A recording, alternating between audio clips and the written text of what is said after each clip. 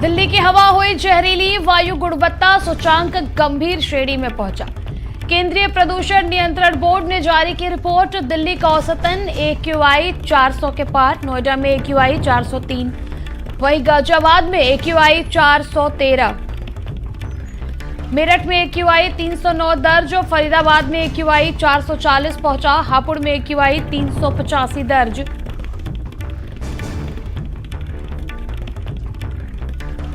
दिल्ली की हवा हुई जहरीली,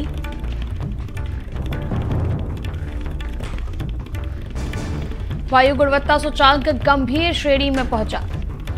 केंद्रीय प्रदूषण नियंत्रण बोर्ड ने जारी की रिपोर्ट। दिल्ली का औसतन AQI 400 के पार, नोएडा में AQI 403 दर्ज, गाजियाबाद में AQI 413, मेरठ में AQI 309 दर्ज, वहीं फरीदाबाद में AQI 440 पहुंचा। हापुड़ में AQI 385 दर्ज।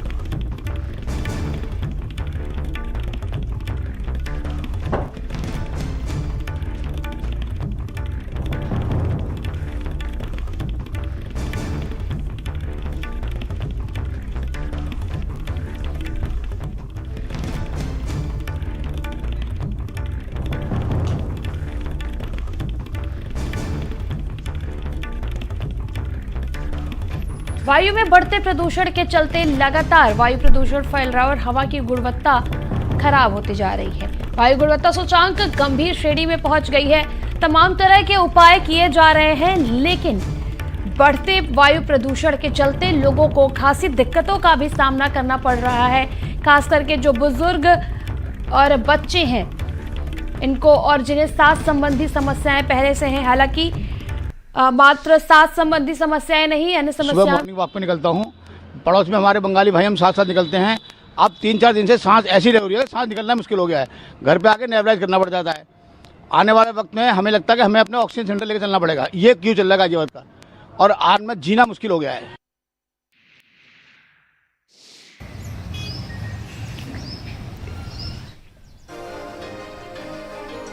और ये 4 तस्वीरों के माध्यम से आप देखिए, हम आपको अलग अलग जनपद की तस्वीरें दिखा रहे हैं जहां पर वायु गुणवत्ता खराब होने के चलते कोहरा बना हुआ है, धुंध का माहौल बना हुआ है, स्मॉग देखने को मिल रहा है, जो लोगों के लिए खासी दिक्कतों का भी मामला है। लोगों को सांस लेने में भी इससे दिक्कत हो सकती है। तमाम तरह की बीमारियां इससे पैदा हो सकती हैं।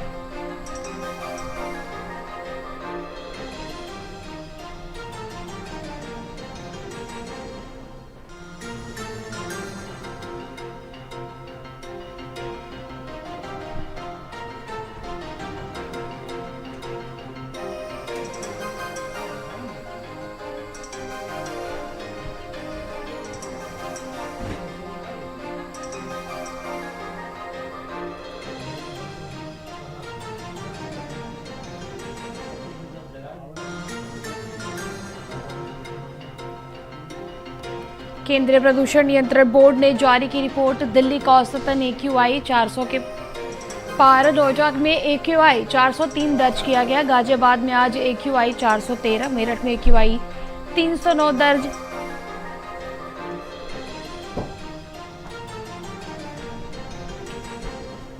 फरीदाबाद में AQI 440 पहुंचा। हापुड़ में AQI 385 दर्ज। सांसों में घुल रहा है जहर, प्रदूषण का कहर। और नोएडा से हमारे सहयोगी दानिश, गाजियाबाद से लोकेश जुड़ चुके हैं।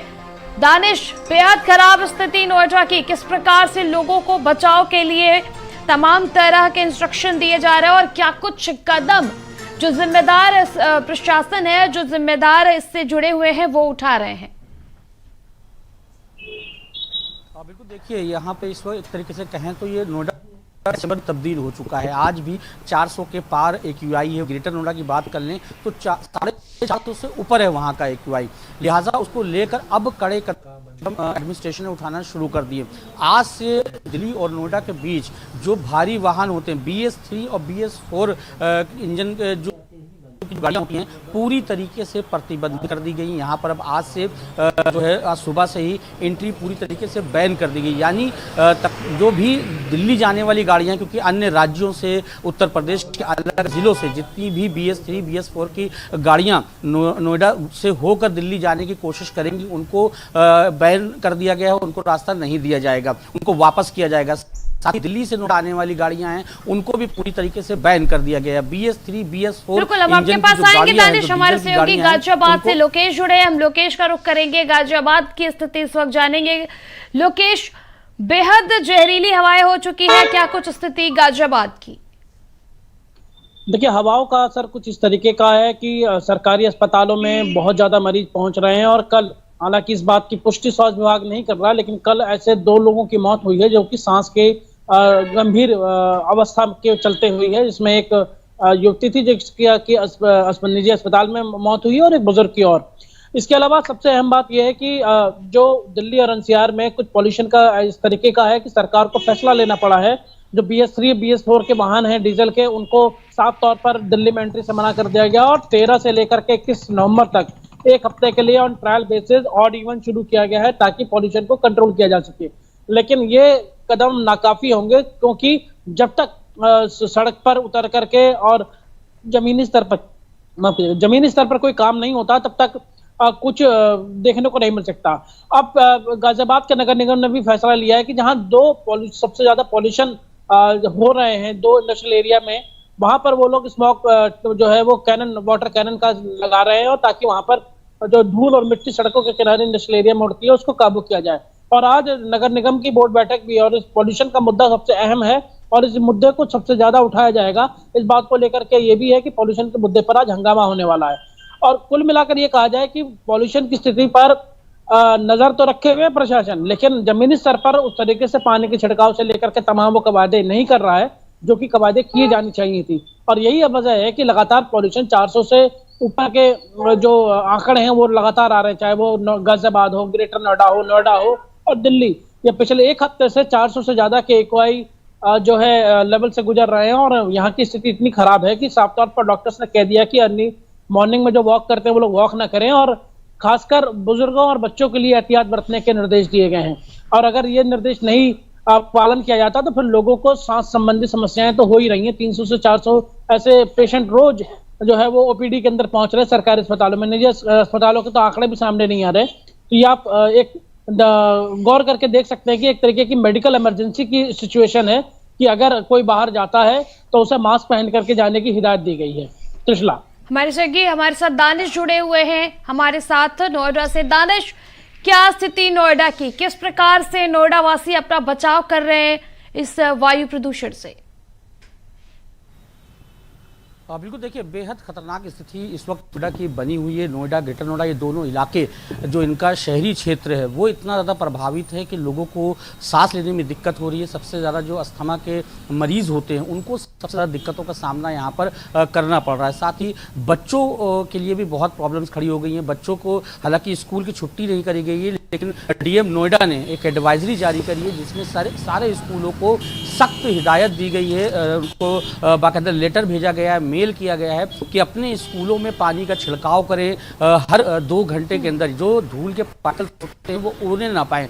छुट्टी नहीं करी गई है, उनको रीज़न दिया गया है कि बच्चों की पढ़ाई का नुकसान होगा, क्योंकि ज़रूरी था छुट्टी करना, लेकिन अब स्कूल को ही दे दिया है कि वो प्रिकॉशन रखें, वो बाकायदा इन सब चीज़ों को फॉलो करें।